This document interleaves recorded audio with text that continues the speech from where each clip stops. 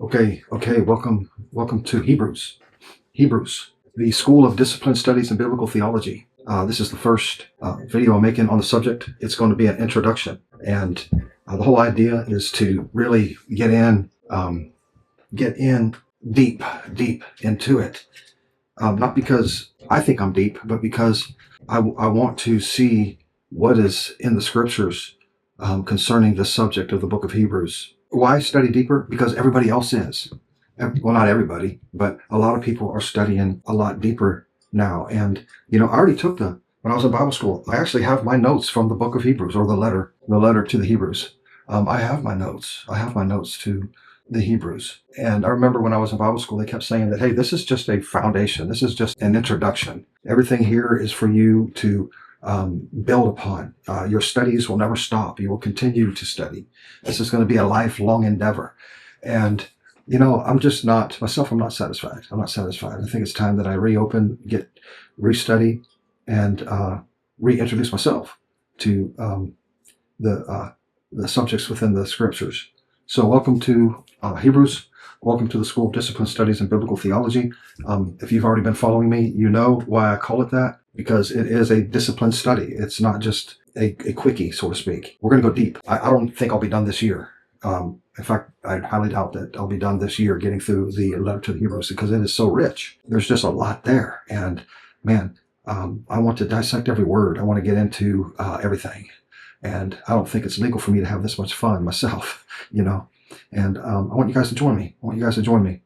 I have brought into arsenal, so to speak, all of the good stuff, all of the good commentators, because you got to learn from people that have gone before us. People have already studied Hebrews. People have spent their whole life studying Hebrews, and why not learn from them? But it's not just going to be learning from them. There's going to be a real world application too, because a lot of this in here is applicable today. And you'll see what I mean as we go. So this is going to be a slow roll. Put me on while you're shaving. Put me on while you're driving. Put me on while you're moving around the house. And take advantage of this, okay? So this is the first one. There may be another part two to intro, because there's a lot to the foundation. A lot to the foundation before we even get into chapter 1, verse 1. Okay, so why go deeper? Because it's time that we match the challenges of the world. The cults have gone deeper. The cults have studied thoroughly the scriptures, and they've actually put together a pretty good curriculum for their cult doctrines. And if we're not able to oppose that and confront that and to present the truth, then we're not doing anything. We're not doing anything for the faith. Have you ever left a Bible study? I know I have. I've left many Bible studies where pretty much disappointed. I've always used this in the past. I've always used this illustration of, you go to a Bible study and, they're reading through the scripture, and you're learning about Jesus walking along the Sea of Galilee. And, they're like, here we just read about Jesus walking along the Sea of Galilee. So here we find Jesus, he's walking, and over here we see the sea. It's called the Sea of Galilee.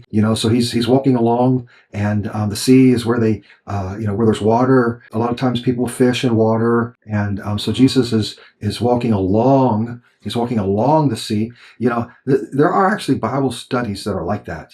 And, maybe I exaggerated a little bit to make a point, but I have actually been in Bible studies like that. And, it's hard to bear. It's really hard to bear.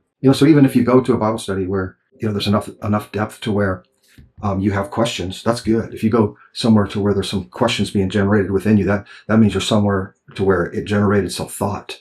But then a lot of times you can't ask questions. You can't ask any questions.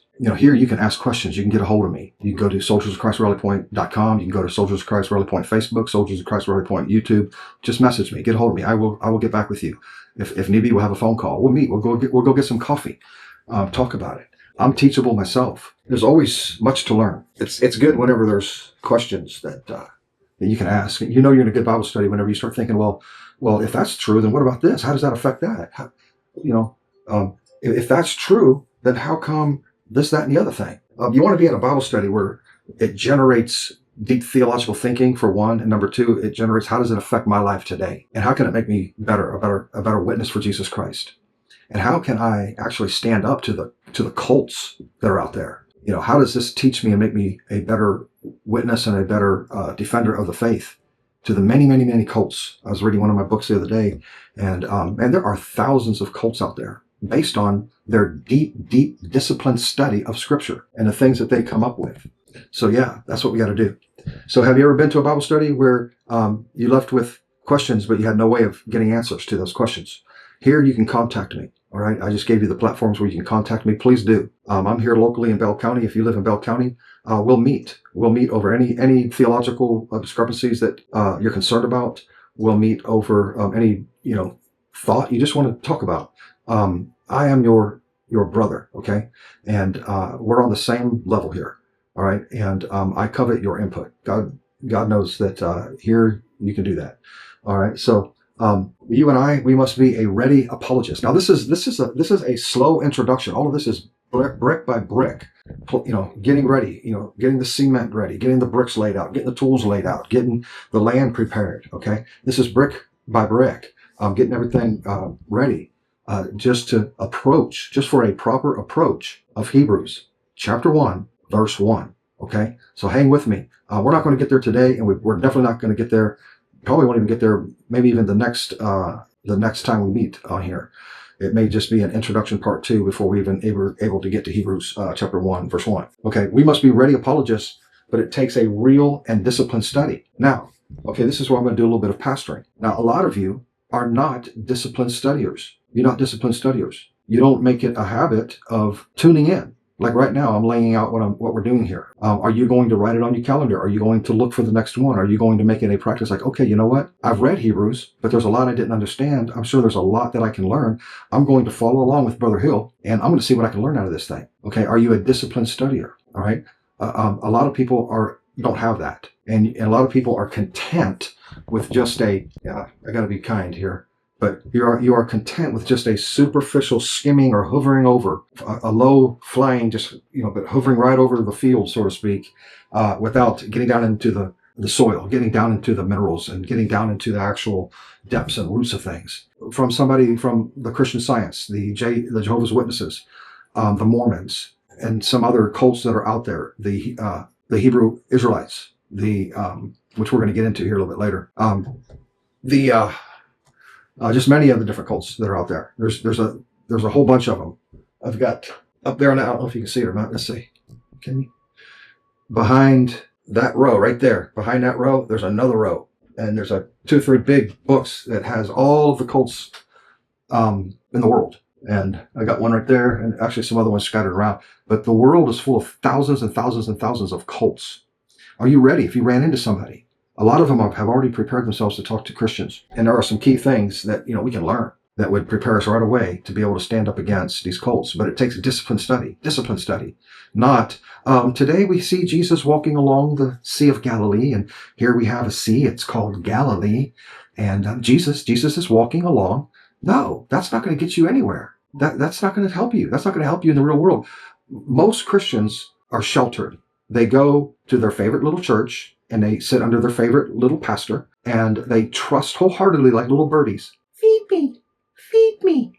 And whatever is put in their little mouth, they say thank you, and they leave. But these are grown adults. These are, men and women that are in their 20s, 30s, and 40s, and even 50s and 60s that are sitting there just accepting that little, that little tiny little tidbit. Whenever the world is drowning in bad theology and the world is drowning in cults, it takes discipline. It takes study. It takes some real wholehearted study to be able to face the real world. But most people don't go and face the real world with theology. Their theology is relegated to Sunday morning. Monday, Tuesday is at work and doing it with their family, and they don't confront anybody with their faith or anything like that. They don't get into any discussions about somebody might be wrong about their faith. They don't confront them. They don't try to correct them or anything like that. And then Wednesday, they go to their favorite little pastor and feed me. And then Thursday and Friday and Saturday, they go do their little fun games and stuff like that. And they sit at home at the couch and play games and drink the whiskey. And they just do their normal, Americanized, westernized fun. And then Sunday morning, they're back in church. Feed me. And that's, I'm sorry, but you know me, I'm going to tell you the truth. And that's all across America. I mean, that's everywhere. That's all across America. I've gotten in trouble with a lot of people because, I've tried to bring a lot of cold, hard truth, lovingly to the forefront. And, it just doesn't, it's really not welcomed. And I've been aware of that for decades. And it's okay because he's the one I serve. He's the one. Okay. So let's keep moving. Like I said, this is I'm not in a hurry. The etymology, the study of the origin of words and the way in which their meanings have changed throughout history. Okay. Yeah, that's right. So what we're going to do is look at the etymology of study, the word study, the etymology of the word study. I said that it was the study of the origin of words, etymology is, and the way in which their meanings have changed throughout history. Okay, so in the early 12th circa, now let's stop right there. Whenever you see a C, and when you're talking about time, like early 12C, early 13C, as opposed to like AD, or you can actually add AD to it. Most of the time we see, 1200 AD, 1200 BC, before Christ, or after his death. We know what that means. But if you see like 12C AD, that C circa means about. So they don't know exactly what time, so they'll put C meaning about. And that word C means circa, or it means about. And it comes from, and it has the same root meanings as circus, or circumference, or circuit. Okay, so it has the idea of drawing a circle or a circumference. So it's somewhere in that circle, somewhere around about that area right there. So early 12C, okay, the word study meant to strive toward, devote oneself to, cultivate, apply oneself, show zeal for, and examine. Okay, so, and that was 12C AD, after the death of Christ. Let's look at it again. To strive toward, devote oneself to cultivate. Now, whenever you look at strive toward, that has the idea of being like an athlete, striving for a prize, striving for the crown at the end of the Olympics back in the day. Okay, we read about that in the New Testament. Okay, so think of that kind of striving as it applies to the word study. Cultivate. Think of how cultivation is applied to farming, and how that farming is also tied to survival. Because without farming, you don't have crops, and without crops, you don't have food. Without food, you don't have survival. Okay, to apply oneself, to show zeal for, or to examine. This is from the medieval Latin studier. Okay, so we're talking about study. We're talking about the word study and how it's developed. And it comes from the medieval Latin studier, or studium, which equals the word study. Okay, we're going back in the use of the word in Latin, okay, which means eagerness, to be diligent, which is reconstructed to be from PIE. Now, what does PIE mean? It means Proto-Indo-European, which is the largest language family in the world, covering most of the languages spoken in Europe, the Iranian Plateau, and the northern Indian subcontinent. Okay, so that's what PIE means. Proto, P, Indo, I, European, which is the largest language family in the world, covering most of the languages. So basically it's saying that in that large language family, the word study meant to, here we go, here's what it meant to this large language family. To push, stick, knock, beat. Now in parentheses, hold on to this, it says see the word steep. Now hold on to that. Okay, the notion appears to be pressing forward, thrusting toward, head striving after. So look at the intensity behind the word study. You see it? Look at the word intensity behind the word study. Look at that.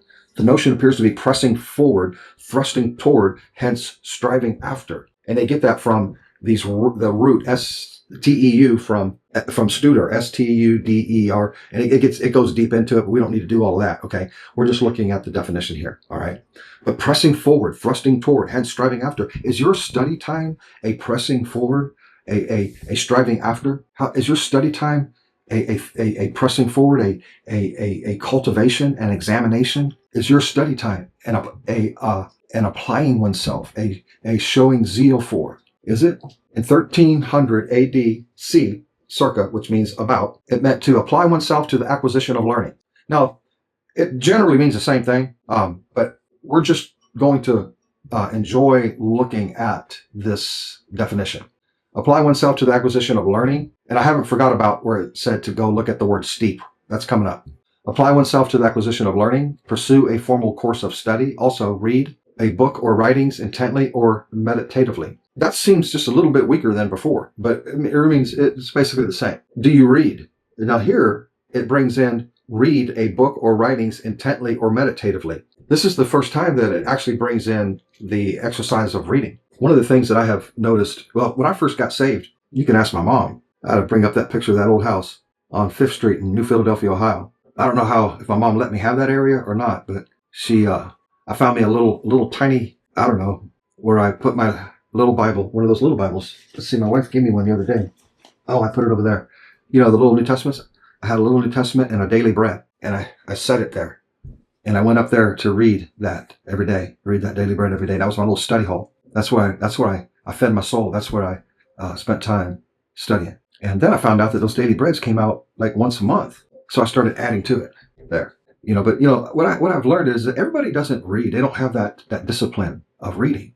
So they never know, you know, all the knowledge that's in those books. And it's not just the knowledge, it's the experience of other people's lives that they found worthy to write down in those books. You know, I highly recommend it. So it's not knowledge. We know what 1 Corinthians 13 says about knowledge. Knowledge puffeth up. Yeah, knowledge alone puffeth up if that's all you're after. But nobody's after just knowledge.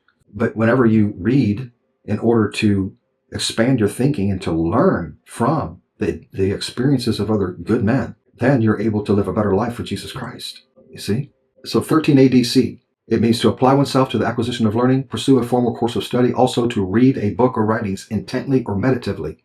What are you reading? I'm going to recommend some reading for you that I'm sure none of you have ever heard of. Maybe I'll put it on the video here, take a picture of it. Get you a 6-volume set of a Puritan named John Flavel. John Flavel. You won't go wrong. You won't go wrong. 6 volumes. It's actually free in PDF form. If you can't find it, get with me. I'll send it to you. I have it in PDF form. I can send it to you. Boy, I'm not even going to attempt to try to describe it. I've read that a few times. Some portions of it I've read about 6 times. And then there's a certain book out of there called Keeping the Heart. Now so out of it all, there's one little thin one that you could probably read it in a day called Keeping the Heart. If nothing else, get that one. I highly recommend that one. But if you really want a steak dinner, more than a steak dinner, if you really want a whole herd of cattle that'll feed you steak dinners for a whole year, get that 6-volume set by John Flavel. Okay, 6-volume set by John Flavel. It's worth it. I actually had one that I had for many years, a 6-volume set, and I actually sold it for $50 under market. At that time, I probably could have got $150 for it, but I sold it to a new Christian for $50.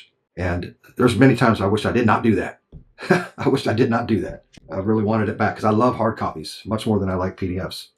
But yeah, study, reading. Okay.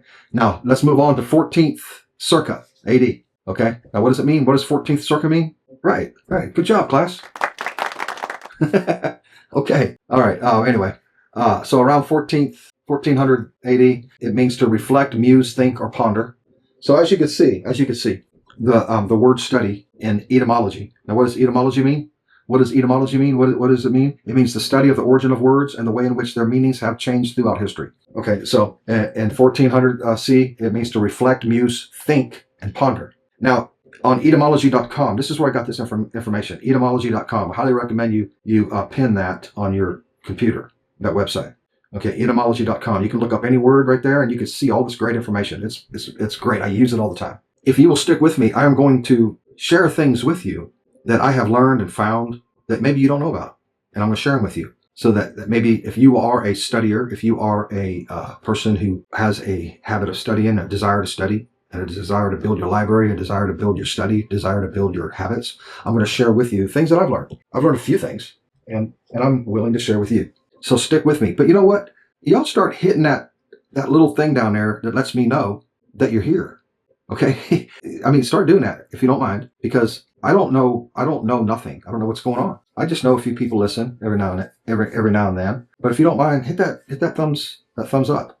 So I know that you appreciate this effort and this time that I'm putting into this. Now I'm doing this for the Lord. I'm doing this for me as well because I enjoy this. But I'm also doing it for you guys. I won't be preaching on here. I know I probably scared a lot of people away with my preaching, but I won't be preaching on here. I'm going to be what you see right here is pretty much how it's going to be. Okay. So now I said I was going to go. They recommended that we look up the word steep in etymology as it relates to and is connected to the word study. Now, steep means there is a connection linking. When they say to do that in etymology, when it says to go look at this other word, it's saying that word also is connected to the word study. So how is the word steep connected to the word study? Okay. So I went and looked at it, and it means precipitous, sheer, having a sharp slope, off cliffs, mountains, etc. In Middle English, it's steppe, from Old English, steep, which means high, lofty.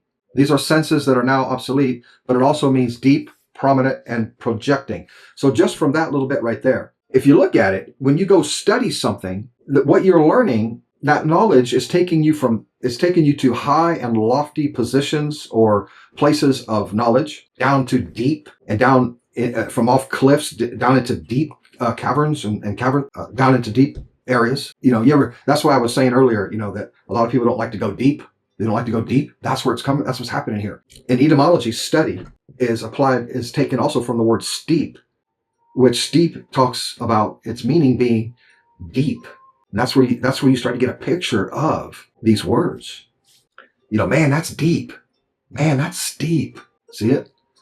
Okay. And also the second part of what they're trying to say is, and then we'll be done with this part of the etymology. It says this is held to be from the PIE. Remember the PIE? The PIE was the Proto-Indo-European. So steep is also from that same Proto-Indo-European, which is taken from the STEUP, which also up here, it was also taken from the STUDIAR. It's Proto-Indo-European. Okay, this is held to be from the Proto-Indo-European STEUP, which is steep. I'm sure it's pronounced a little bit different back in that day, but means an extended form of the root STEU, which is what the STEU was up here when it talked about STEU, when it talked about study, came from the STEU, study. You see that?